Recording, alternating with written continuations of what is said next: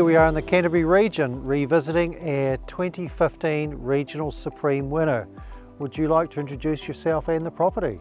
Yeah, welcome back to Omarama Station. I'm Annabelle Subtil, and with my husband Richard, we farm here. The property's been in my family since 1920, so we're third generation, and we have two children, Emma and Henry, who are both looking to go farming in the future. We're exclusively merino sheep, 7,500 breeding ewes, and then we fatten and kill about 11,000 lambs that we buy and some others from other merino growers. We've been a direct supply contractor to Icebreaker for more than 25 years, and we also have got a 350 cow herd of Angus cows, and we supply a Japanese restaurant chain, and we've been supplying them for a similar sort of period of time. So we're very into the long term and the contract. At the beginning of the year we largely know what our income's going to be, and a lot of that is linked to, yes, the story and the provenance and the attributes of the property in terms of, you know, the environment, the water, that kind of thing is focused in on by the likes of Icebreaker and Aleph, the Japanese restaurant chain. Wool's a very important part of your business. Tell us a bit more about that. Yeah, I think we are very committed to the fine wool part of our business. Direct supply contracts have been amazing for our business, so we have a 10-year rolling contract with Icebreaker, and as Richard said, that helps with our budgeting and our forecasting year in, year out.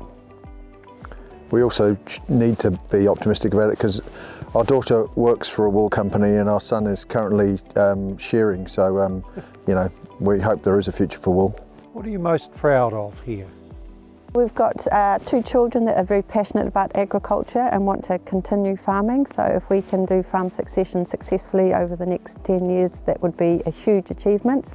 And also just carrying on the legacy and trying to pay it forward, so each generation has invested in Omarama Station for the next generation, and hopefully we've done that as well. What's changed since 2015?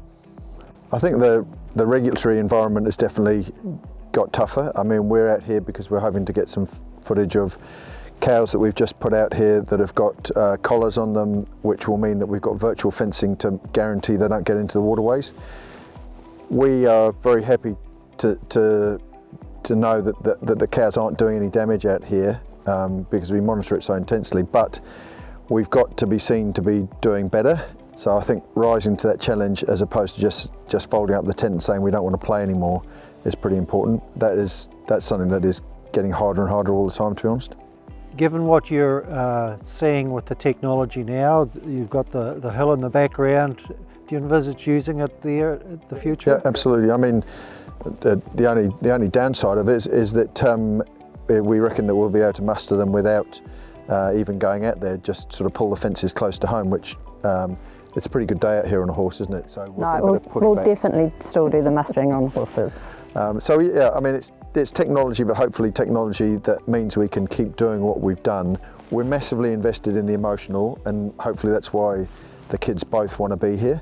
But we also need to embrace the technology so that we can both protect and demonstrate our stewardship. When we were last here, you were starting the development of the irrigation ponds. Tell us what's happened with that. So the last time you were here, we were just building a water storage dam to link in with our irrigation. That was completed in 2016, and this year we've probably taken about 6 weeks of water out of the pond when we went on restriction. So it's been a great investment, and yeah, something that has helped future-proof our operation. What advice would you give someone considering entering the Balanced Farm Environment Awards? Yeah, I think it's great for the business to have people come in and see what you're doing. And it's also a really good team building exercise that we've found. The team really bought into it and enjoyed the process.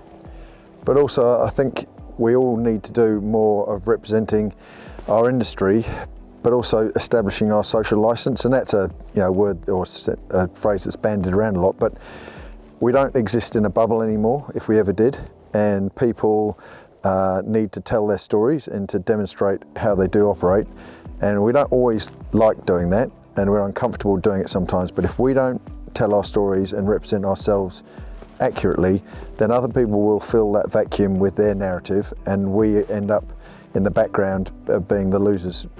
Yeah, so a very good mentor of ours said that we should do the Balanced Farm Environment Awards, and he, for exactly that reason, that we needed to get out there and tell some positive farming stories, and that's definitely what the Balanced Farm Environment Awards are all about. If we come back here in 10 years' time, what differences might we expect to see? We won't be here. Success will be if Emma and Henry are farming here together happily with their families, etc., and hopefully we'll be welcome visitors, but we don't intend to hang around and get in their way, and that's part of the succession plan that we've talked about with them. We might stand in the background, but hopefully one of them or both of them will be doing this job and doing it in a way that means that their kids can take it on if they want to, if they choose to.